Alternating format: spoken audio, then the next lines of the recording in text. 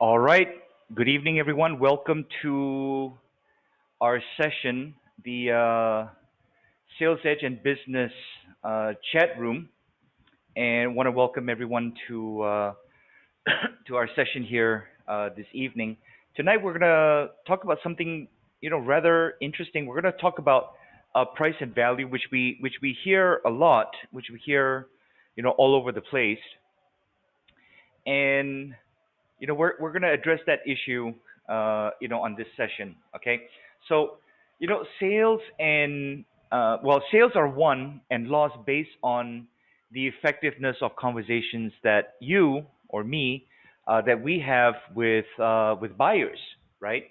And all too often sellers make mistakes, and most of these are simple common mistakes that contribute to losing the sale.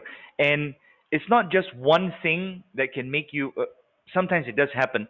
It's not always like one thing that will make you lose the sale, but it's a series of little things that contribute towards losing the sale. And you, as a business owner, entrepreneur, or sales professional, you must help your customers make an informed decision that not only solves their problems but also adds value, right? And you need to understand why customers buy, and more importantly, why they should buy from you. So you're always hearing from trainers and gurus, right? Change the conversation from price to value. I mean, we hear that all the time, and they're always saying this. Managers are saying this. Your bosses are saying this. People always say this. Focus on value, not on price. And it's a buzzword, right? But they never tell you how to do it. So we're gonna answer that in this session. All right, sound good, right? Okay. Now, how many customers have come to you, or you've encountered, and they've said, "Hey, I need a discount. I need you to lower the price." Basically they're saying lower the price, and I think it's almost all of them, right? So what do you do? So you have two options. Okay, you have two options. You either lower the price, right? You either lower the price or you don't. Okay, and if you don't lower the price, taking the instructions from these so-called gurus, when we say that you gotta focus on value, not on price, right? Okay, and if you don't lower the price, if you don't give a discount, you probably say something like, "Oh, you know what? I'm so sorry.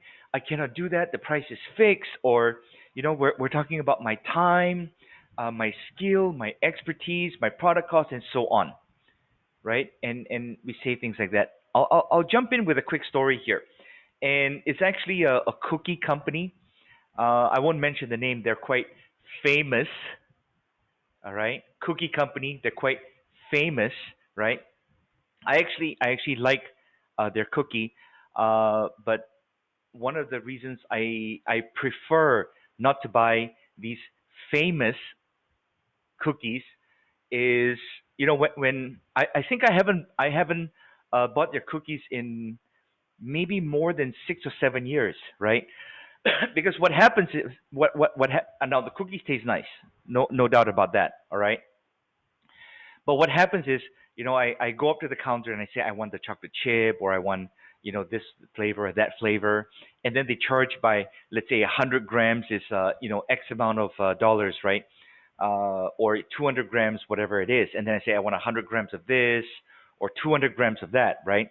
And then so they have a digital scale, and they have that bag or basket, whatever it is, and then they start scooping the cookies in, and then it's like 98 grams, 99 grams, 102 grams, and then what do?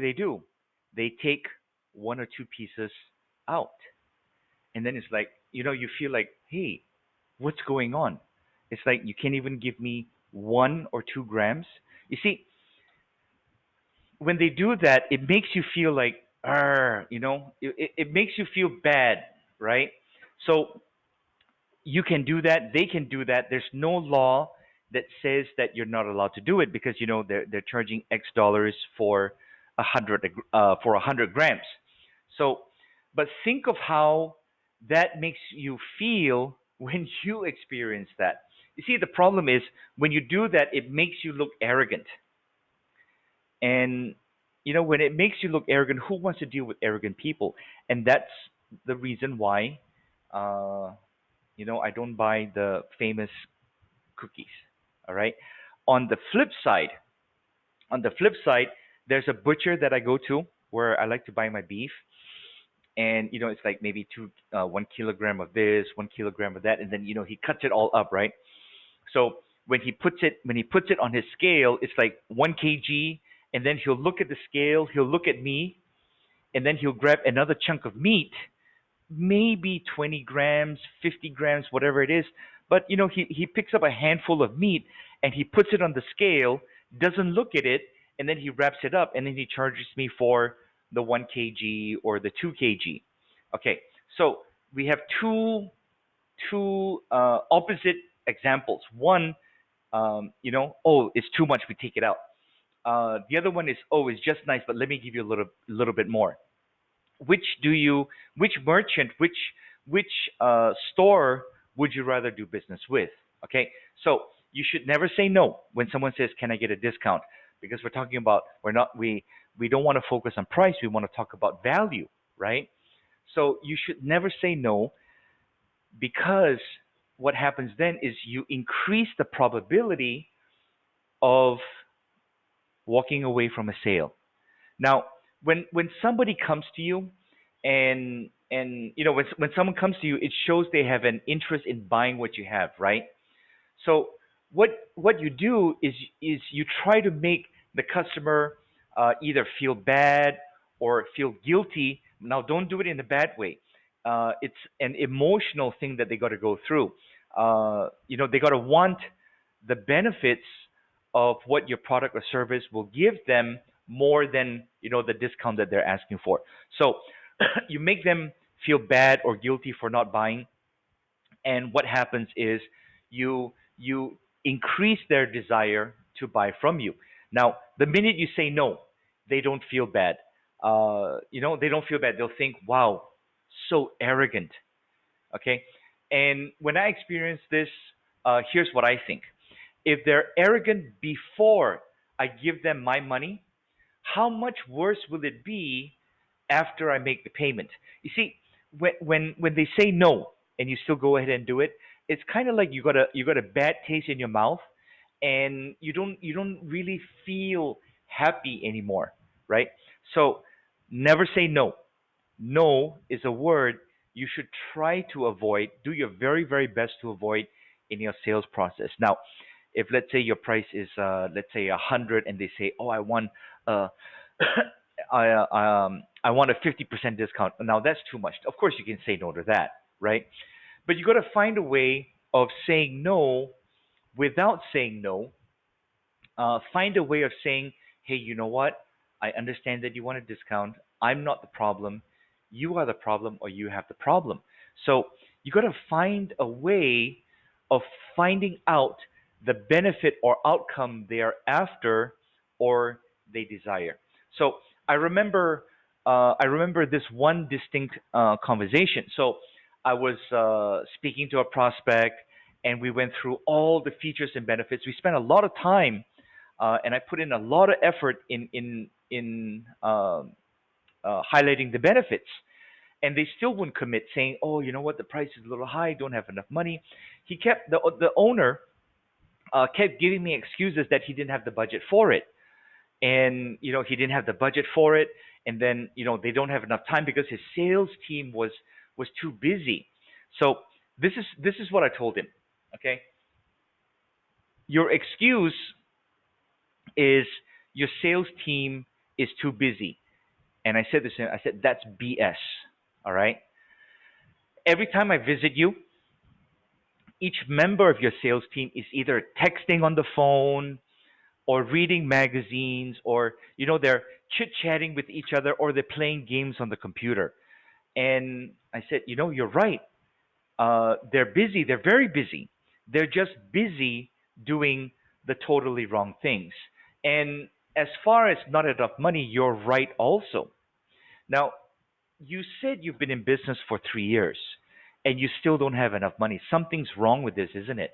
If you don't have enough money by now, after 3 years, what makes you think that by doing the same thing, okay? What makes you think that by doing the same thing and you're suddenly going to become successful, right? If what you've been doing was working, you'd already be successful by now. So, isn't it time you did something different? Did something that will make you more successful? So, here's what I said to him. Let me ask you a serious question, and you can either answer no or you can say yes. How would it make you feel to be able to take care of your family just a little bit better and to erase the words "we can't afford it"? When you're talking to your wife, or you're talking to your kids, you don't want to say the words "we can't afford it" when you talk to them. When you're deciding where to go on holiday, erase the phrase "we can't afford it." Okay, you can still make decisions based on budget. That's perfectly fine. But when you make decisions because you cannot afford it, all right, erase it from your vocabulary. Erase "we can't afford it." Because when you're deciding which restaurant to take them out to on birthdays or anniversary, erase the "we can't afford it" from those decisions. And I continue to tell him, I can make a difference for you and your team. I can get them to do the right activities and get them busy with getting results that you need and you deserve. And this is something that you want, right? So what I did was I changed the conversation from price to value. Price is the conversation people have when value is missing or it's not high enough. The minute someone talks about price and wants to discuss price, especially in the beginning, there is no value. So when you do this, you're the same as your competition. You really don't stand out. And now this is what we hate to do. We now have to compete on price. We have to lower it down. We have to give more things. I'm not saying don't do that. What I'm saying is that don't just only do that. Do the best that you can to keep the money. Keep it with you and don't give it away. The money is the easiest thing to give away, right? The discount, I'll cut the price, and whatever have you, right? So avoid talking too much on price, and I want you to focus on value. So we started this conversation, and we said sales are won and lost based on the effectiveness of the conversations that you have with buyers, and we often make simple common mistakes that contribute to losing the sale. So the bottom line is you got to understand why your customers buy, and more importantly, why should they buy from you. So focus on value and don't focus on the price. Okay. Uh, when you know this technique and you can implement it in your business, in your sales conversations very well, I can promise you that is going to make a difference in your closing ratio. Not only your closing ratio, but also the amount of money that you're going to bring in. All right. So my final couple things for this session is focus on value and don't focus on the price as best that you can. All right. Thank you for joining us on this session. I hope that you will take this lesson and you will implement it in your business. You can implement it in your business and your sales conversations literally immediately and right away. All right. Thank you. And we will see you on the next session, and we'll talk to you then.